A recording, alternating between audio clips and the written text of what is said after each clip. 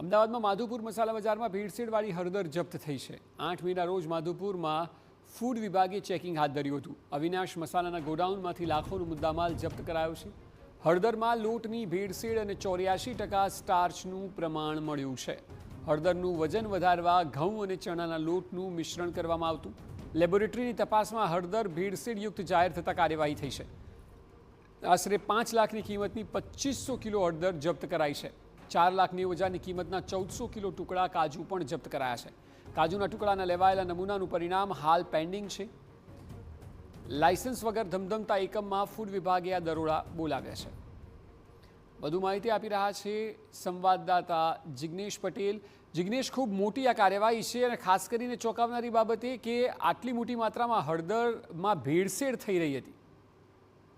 બિલકુલ સાચી વાત છે અક્ષય કે જ્યારે કોઈ પણ પ્રકારની ફરિયાદ મળતી હોય ત્યારે હેલ્થ વિભાગ દ્વારા કાર્યવાહી કરવામાં આવતી હોય છે, પરંતુ છાસવારે આ પ્રકારના વેપારીઓ સામે આવતા હોય છે કે જે રેગ્યુલર ભેળસેળ કરતા હોય છે અને ખાસ કરીને મસાલાની જ્યારે સિઝન હોય ત્યારે આ સિઝન દરમિયાન ભેળસેળિયા વેપારીઓ વધારે સક્રિય થતા હોય છે। આ જ બાબતને ધ્યાન પર રાખી અને હેલ્થ વિભાગ દ્વારા ચેકિંગ હાથ ધરવામાં આવ્યું હતું અને આ ચેકિંગ દરમિયાન એક વેપારી પાસે કોઈ પણ પ્રકારનું FSSAI નું કોઈ પણ પ્રકારનું લાયસન્સ ન હતું અને લાયસન્સ વગર તે તમામ પ્રકારના મસાલાનું વેચાણ કરતો હતો।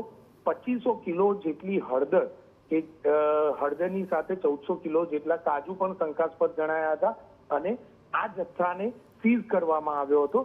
લેબોરેટરીમાં જ્યારે હળદરને ચેક કરવામાં આવી ત્યારે આ જ હળદરની અંદર સ્ટાર્ચનું પ્રમાણ 84.8 જેટલું નોંધાયું હતું। સામાન્ય રીતે જોઈએ તો આ પ્રમાણ 40 થી 60 હોય એટલે કે લગભગ ડબલ કરતા પણ વધારે સ્ટાર્ચનું પ્રમાણ જોવા મળ્યું હતું, જે હેલ્થ માટે ખૂબ જ હાનિકારક હોઈ શકે છે। અને આ ઉપરાંત જોઈએ તો હજુ પણ કાજુના સેમ્પલ આવ્યા નથી, એટલે કે જે કાજુના સેમ્પલ લેબોરેટરીમાં તપાસ અર્થે મોકલવામાં આવ્યા હતા તેના રિપોર્ટ્સ આવ્યા નથી અને આ રિપોર્ટ્સ આવતા માલુમ પડશે કે આખરે કાજુમાં પણ કોઈ પણ પ્રકારની ભેળસેળ છે કે કેમ।